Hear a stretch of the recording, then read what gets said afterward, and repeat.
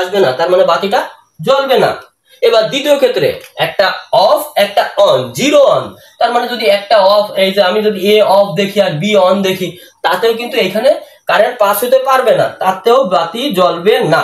এবার তৃতীয় নম্বর ক্ষেত্রে একটা অন একটা অফ, মানে এখনো কারেন্ট প্রবাহিত হতে পারবে না, তার মানে এখানেও আমার জিরো, এখানেও আমার জিরো। আচ্ছা, এইবার শেষে আমরা দেখি এক এক, মানে দুটোই আমাদের অন, দুটোই মানে আমাদের অন, মানে দুইজনই শুয়ে পড়ছে। দুইজন শুয়ে পড়লে তো কিছু হয়ে যাইতেই পারে, স্বাভাবিক এটা বিষয়। তাহলে দুটোই যেহেতু শুয়ে পড়ছে বা দুটোই যেহেতু অন হয়েছে, তার মানে কিন্তু বিদ্যুৎ প্রবাহিত হইতে পারতেছে এবং বাতি পর্যন্ত আসতে পারতেছে, তার মানে বাতি জ্বলবে। একদম ইজি, মুখস্থ করার কিন্তু কিছু নাই। আমরা এটা বোঝার পরে এবার আমরা অ্যান্ড গেটের সংজ্ঞায় আসি। তার মানে যে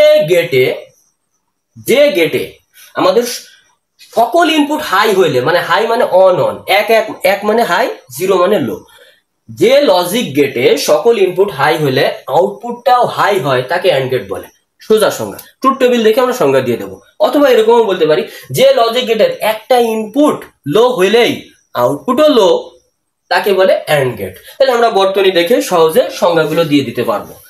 আচ্ছা, এইবার আমরা এর একটা প্রতীক আঁকি। অ্যান্ড গেটের একটা প্রতীক আমাদের খুবই, মানে অ্যান্ড গেটের প্রতীক আঁকতে বলে, অ্যান্ড গেটের প্রতীকটা হলো একটা বৃত্ত আঁকতে হবে, তার অর্ধেক কাটে দিতে হবে, অর্ধবৃত্ত। এবারে দুটো ঠ্যাং দিয়ে দেবো, যদি দুটো ইনপুট বলে দুটো ঠ্যাং, একটা এ একটা বি। যদি তিনটা ইনপুট বলতো আমি আর একটা ঠ্যাং দিয়ে দিতাম, সেটা হয়তো সি। আর এই পাশ দিয়ে আউটপুট বের হবে, আউটপুট হলো ওয়াই, আর অ্যান্ড গেট গুণ সম্পর্কিত, এই জন্য ওয়াই সমান এ বি। আমাদের তিনটা মৌলিক কনসেপ্ট আমরা ক্লিয়ার করছি। এটা একটা বর্তনী, দুই ইনপুট বলে আমি দুটো ইনপুট দিছি, যদি তিন ইনপুট হইতো এর পাশে আরেকটা ইনপুট দিতাম। পাশে দিতাম কেন? কারণ অ্যান্ড গেট গুণ সম্পর্কিত, আর এই বর্তনীতে বা গেটে গুণ করা হয় পাশাপাশি, এটা আমাদের মনে রাখতে হবে, এটা টেকনিক, গুণ করা হয় পাশাপাশি, এটা জাস্ট আমার পড়ানোর জন্য আমি বলছি টেকনিক।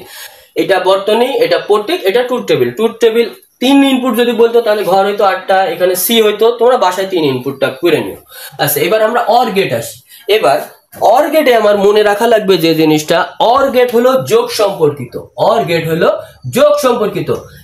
এইবার যোগ করবো আমরা উপরে নিচে, যোগ পাশাপাশিও করা যায়, যোগ পাশাপাশিও করা যায়, ছেলে মেয়ে যোগ পাশাপাশিও করে, উপরে নিচেও করে, কিন্তু মনে রাখতে হবে আমরা যোগ করব উপরে নিচে, যোগ করব উপরে নিচে, এটা একটু কাইন্ডলি তোমরা মনে রাখো। এখন যেহেতু উপরে নিচে যোগ করব, আর অর গেট যেহেতু যোগ সম্পর্কিত, আর আমাদের যদি বলে দুই ইনপুট বিশিষ্ট একটি অর গেটের বর্তনী আঁকো, প্রতীক আঁকো, সার্কিট আঁকো, ট্রুথ টেবিল দিয়ে সিদ্ধান্ত দেখাও, তাহলে আমরা কিভাবে বর্তনীটা আঁকবো? আমি দুটো সুইচ আঁকতেছি, এই একটা সুইচ আর এই একটা সুইচ, একটা আমি উপরে আঁকছি আর একটা আমি নিচে আঁকছি। কেন?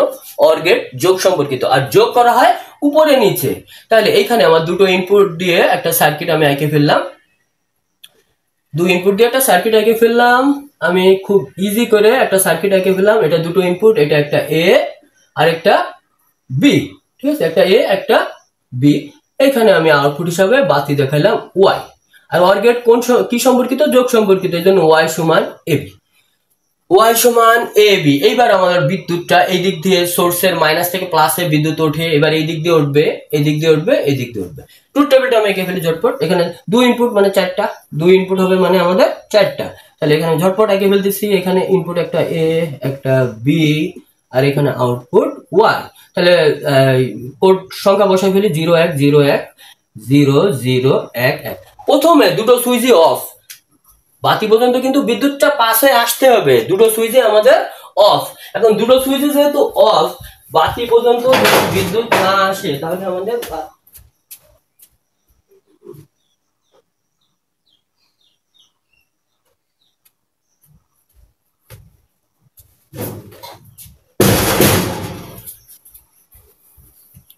প্রথমে আমরা লক্ষ্য করি, প্রথমে আমাদের দুটো সুইচে 0 0, মানে দুটো সুইচই অফ। এখন যদি দুটো সুইচই অফ হয়, বিদ্যুৎ এইখান থেকে প্রবাহিত হয়ে এই দিক দিয়েও আসতে পারবে না, এই দিক দিয়েও আসতে পারবে না, তার মানে বাতি পর্যন্ত বিদ্যুৎ আসবে না, তার মানে বাতি জ্বলবে না, মানে অফ।